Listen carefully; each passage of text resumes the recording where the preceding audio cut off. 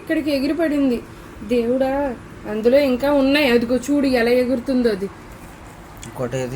ఇంకోటి అందులో వేసా. అదిగో బాబోయ్,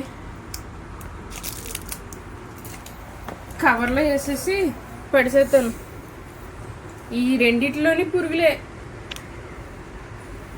దేవుడా, చూసుకుని కళ్ళు అంతున్నాయి కాబట్టి అదే మీ అమ్మగారు లాటోలో అయితే అయిపోయారు ఇంకా పని.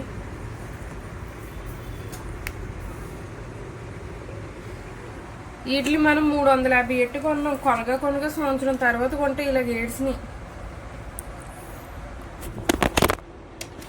ఒరే తీకు, అందులో ఎగురుతున్నాయి. చూడు ఎంత కాయ ఇప్పుడు పండిన దానిలాగా ఉంది. లోపలంతా కులిపోయింది.